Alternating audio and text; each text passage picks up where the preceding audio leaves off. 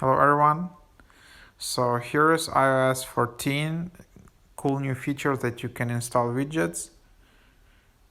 And then, so there you have it. So you can use batteries, calendars, clocks, but you can also install Maps widget here. It's Apple Maps. As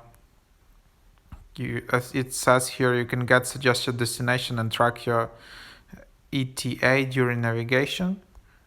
And then you can just tap Add Widget. So that's that. And then you will have Maps installed. That's how it works. You can tap and hold. Okay, you cannot edit widget, and then you can just remove widget.